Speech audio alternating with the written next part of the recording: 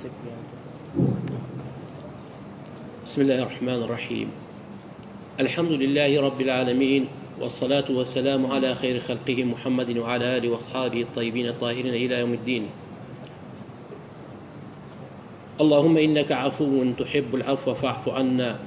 اللهم إنك عفو تحب العفو فاعف عنا. اللهم إنك عفو تحب العفو فاعف عنا. خۆشەویستان، میوانە بە ڕێزەکانی ماڵی خۆی گەورە داواکەین لە خۆی گەورە بۆ خاتر ناوجوانەکانی خۆی ئەم دانیشتنەمان لە ماڵەکەی خۆی لێمانی قبول بووکە وەکو بەندەیەکی خۆی لە گوناحەکانمان خۆش بێ. ئەم شەوانی لەیلە قەدرمان بۆ بنووسێ، ئەم هیلاکی و ماندووبوونی مانگی ڕەمەزانمان لێ قبول بکە ئینشاءڵڵا بۆ خاتر ناوجوانەکانی خۆی، خەڵامی عەفو بەسەر گوناحەکانمان بێرێ. ئێمە هەموومانەوە زانین خۆشەویستان، ئەم دەشەوە کە هەموومان لە ماڵەکانی خوا میوانین، خوای تەعالا ئێمەی داوەت کردووە بۆ ماڵەکەی خۆی.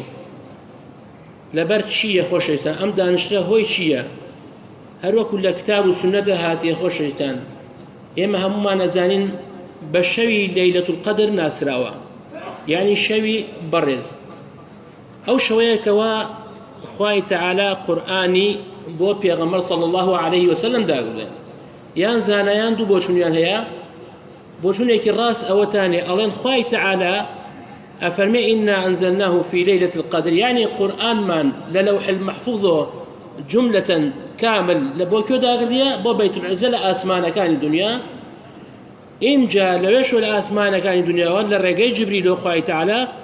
بۆ ماوەی 22 ساڵ زیاتر تا 23 ساڵ ئەم قورئانە هێواش هێواش بەپێی ڕوودا و پرسیار و کێشە و گرفتی مسلمانان داوەتی بۆ پێغەمبەر صلی الله علیه وسلم. بۆیە کاتێ پرسیاریان پێغەمبەرەکە صلی الله علیه وسلم ويسألونك عن الأنفال ويسألونك ماذا ينفقون ويسألونك عن الأهلة، زۆر پرسیاریان لە پێغەمبەرەکە صلی الله علیه وسلم، پێغەمبەر صلی الله علیه وسلم لە خۆی وەڵامی نەئەدایەوە ئیلا ئەبێ وحی بۆ دابەزێت لەلایەنی خوای تەعالا ئەوجا قسە ئەکات. بۆیە بۆ ئەم 22 ساڵە ئەم قورئانە داوازی بۆ پێغەمبەری خۆشەویستمان صلی الله علیه وسلم. بەڕاستی ئەگەر ئێمە بگەڕێنە بۆ قورئان گەورەترین موعجزەی خوای تەعالایە بۆ پێغەمبەر صلی الله علیه وسلم. هەر پێغەمبەرێک لە پێغەمبەرەکان خوای تەعالا ناردێتی بۆ قەومێک ئیلا موعجزەیەک یا دوو موعجزەی پێدایە. ئیسە بۆ نمونە ئیبراهیم سەلامی خوای لەسەر بێ، موعجزەی ئیبراهیم چی بێ؟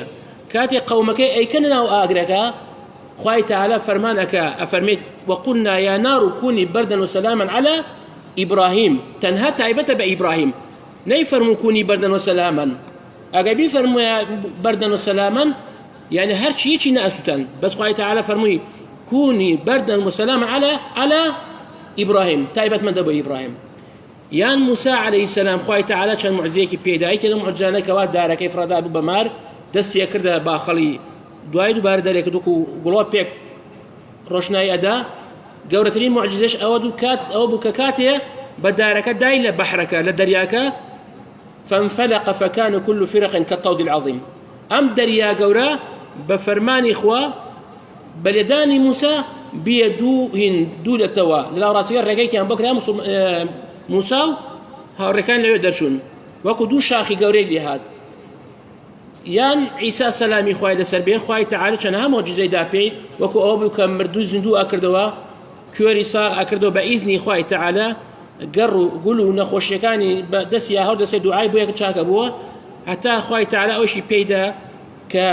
باڵندەی دروست ئەکرد لە قوڕ، فوی پێ ئەکرد و ئەو باڵندە بۆ باڵندەیەکی حەقیقی ئەفڕی. معجزەی پێغەمبەران بوو. خوای تەعالا معجزەی دا پێیان، بەڵام معجزەکەیان کاتی بوو، هەموو معجزەکانیان کاتی بوو. تەنها پێغەمبەری خۆمانەوە صلی الله علیه وسلم خوای تەعالا دوو جۆر معجزەی دا پێی. معجزەیەکیان کاتی بوو، جۆرێ لە معجزەکانی کاتی بوو، یەکێ لە معجزەکانیشی معجزەیەکی هەتاییە، هەتا ئەو ڕۆژە خوای تەعالا ئارەزووی لێبێ ئەو معجزە لەسەر زەوی ئەمێنێ، ئەوشە قورئانە.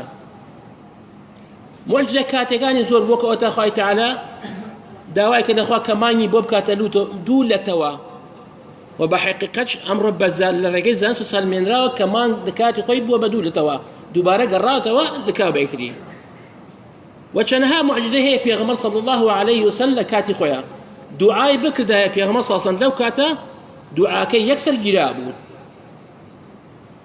ئەمە معجزەکانی کاتێک کە کافرەکان داوا شتێکی لێ ئەکەن ئەو شتانەی بۆیان ئەسڵمان و هەر کەسێکی بێت بڵێ من پێغەمبەرم خۆ من نایە بڕای پێ بکەن خەڵک نایە بڕای پێ بکە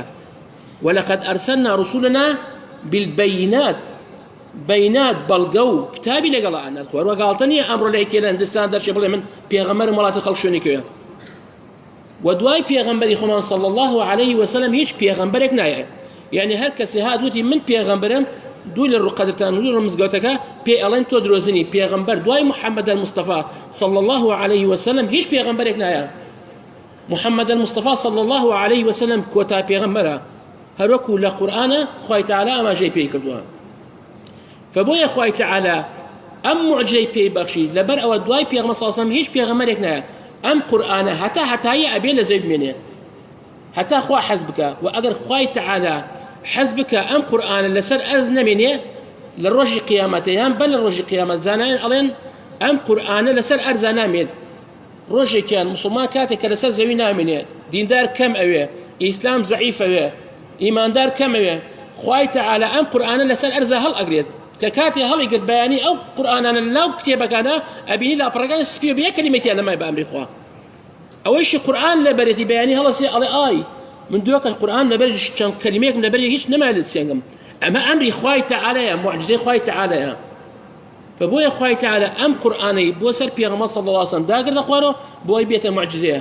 لە کاتی خۆی هەر بە زمانی خۆیان هەر بە لەهجەی خۆیان دابەزی بۆیە کاتێک پێغەمبەر صلی الله عليه وسلم قورئانی خوێنا بۆ کافرەکان خەڵکی دوودڵ بی هەندێکیان ئەوێت ئەمە تەواو هەندێکیان ئەڵێ ئەمە سحرە بۆیە پیاو ماقولەکانیان زاناکانیان ئەڕۆین بەلای پێغەمبەر صلی الله عليه وسلم یەکێ لەوانەی وەلیدی کوڕی مغیرە ئەچوو بەلای پێغەمبەر صلی الله عليه وسلم ئەیوت یا محەممەد ئەوەی بۆ تۆ دابەزیوە بیخوێنە بۆ من پێغەمبەر صلی الله عليه وسلم قورئانی بۆیە ئەخوێنە ئەم کابرای زانا و دانا و کە لە ڕەوانبێژیە زۆر زیرەک بی چۆکی دا ئەدا لە بەردەم پێغەمبەر صلی الله عليه وسلم ئەیوت والله ئەم قسەی بەشەر نیە سوێنێ خوارد کە دژمنی پێغەمبەر بوو صلی الله عليه وسلم والله ئەم قسە زۆر قسەیەکی بەسوود و زۆر بەرهەمهێنانە زۆر بەتامە ئەم قسە والله ئەم قسە ئەبێ هەتا هەر بەرزۆ بێت یان عوتبەی کوڕی ڕەبیعە ئەڵێ کاتی گوێی لەو ئایەتانە بوو بسم الله الرحمن الرحيم حاميم تنزيل من الرحمن الرحيم جاء أم كارا سري ليش يهودي والله قصشتي وان نبي سوا أما هيك كسي بشرنيا بويا على بكان دجمنكاني بيغمر صلى الله عليه وسلم خويا دانيان بودانا فبيغمر صلى الله عليه وسلم هر قرآن بها مخنايا يتدسي أنا خص السر جوش كان بو أي نجنفن لبرو قرآن تأثير لنا وقرآن حتى أمرش بردوامه خوي تعالى فرمي ولقد يسرنا القرآن للذكر فهل من مدكر أو تخوي تعالى فرمي أما قرآن من آسان كرديا بو همو خلقي لما الله كان من هي لا مش شونك يا همو من بآساني أي خونين آية بيني لنا كينو أمره لهمو الدنيا قرآن بالا دسة قرآن برزة بويا للصالكان سرتاي صالكان نوتكان كونغري كان بس بباوران بابنا لولاتكي وەک بريطانيا لبايتەخت لندن كبنيان گەنجێکی زۆر ڕوئەکا لە ئیسلام خەڵکی زۆر ڕوئەکا لە قورئانە خوێنێ لە نێوان خۆیانە وتیان باشە ئێمە ئەبێ ئەم قورئانە بوەستێنین ئیتر گەنجەکان بوەستێنین لە ڕوو لە قورئان بکەن چی بکەین باشە پێش نییە لە نەکرد بۆ یەکتری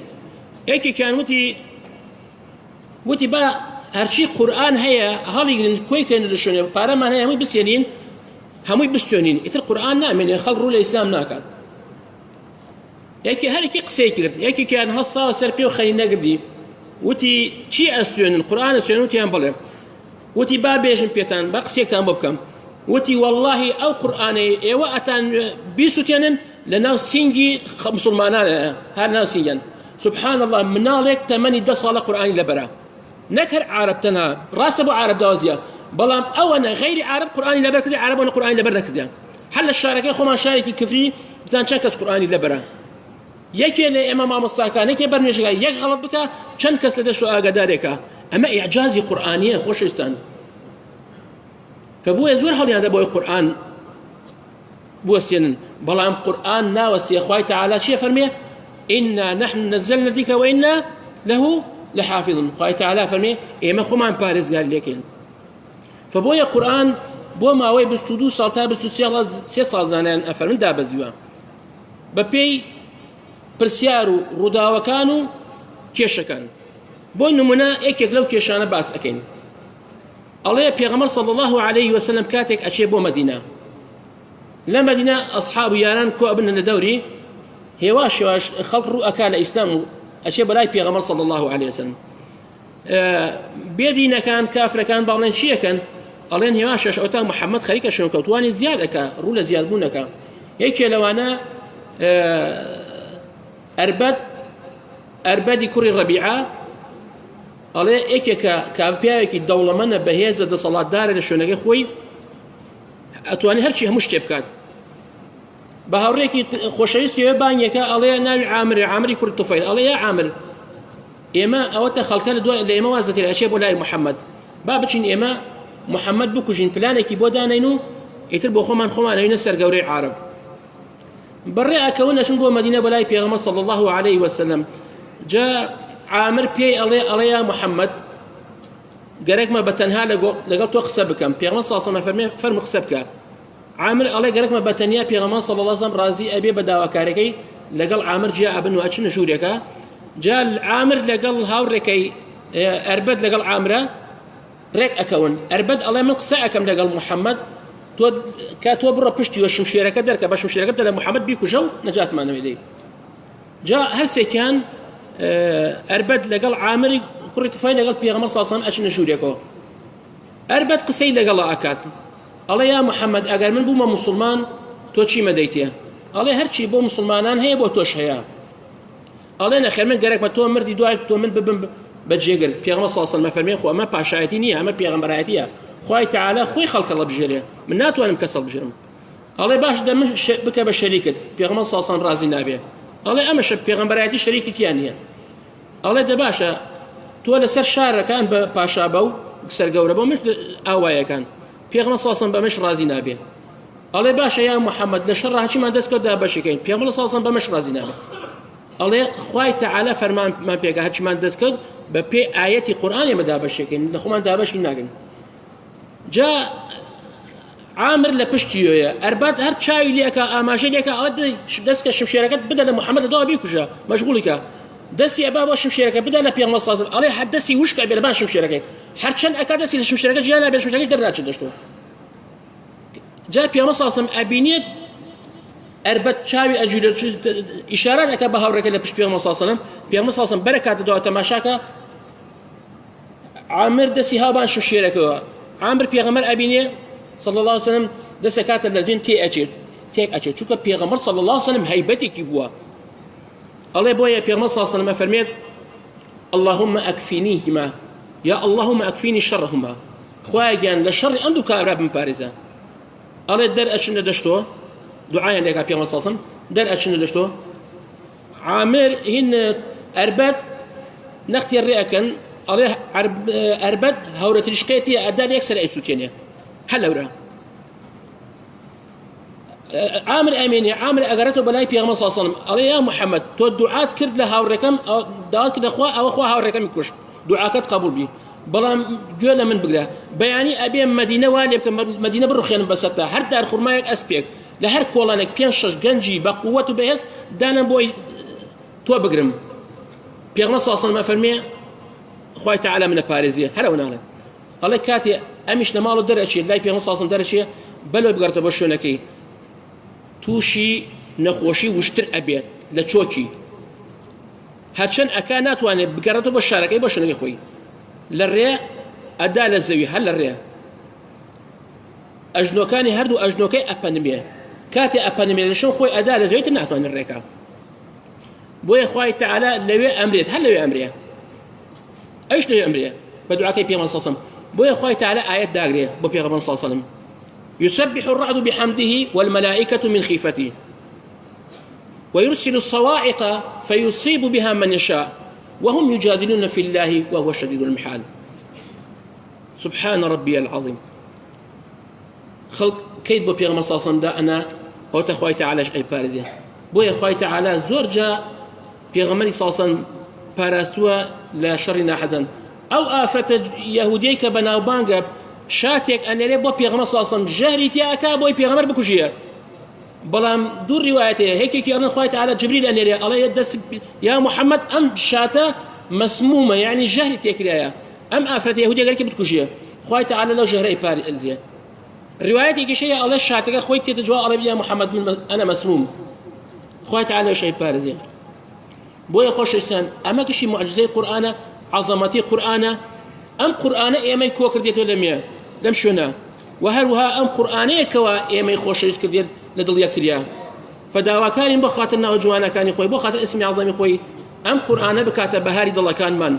يا ربي خوي جنب بخاطرنا وجوانا كان خوت دل كان من بنور إيمان رقيتوا يا ربي خوي جنب بخاطرنا وجوانا كان خوت بخاطر اسمي عظيم خوت لم شو بيروز لم شو بيرود دعوات لكن دلكان من بيكتري خوش بحال بكي يا ربي خوي جن رقو كينا بران بريتري هالجرين يا ربي خوي جن برايتي وخوش رسيت باي بخيت النيوان من يا ربي خوي جن أم شارع أم ولاتا أم شنا هم ولاتا كان خوي جن لشر أجاوا ببارزي يا ربي خوي جن فتنة وبلا لسلمان هالجري بخاطرنا وجوانا كان خوت يا ربي خوي جن جارك تر دعوات لكن جردسي ظالمان واستمكاران ما نكي بخاطرنا وجوانا كان خوت يا ربي خوي جن روج بمان مريني لسر دين داري بمرين يا ربي خوي جن آخر الشمان للدنيا أو بكدرشين لا إله إلا الله محمد رسول الله آمين والحمد لله رب العالمين وصلى الله وسلم على محمد وعلى آله وصحبه وسلم.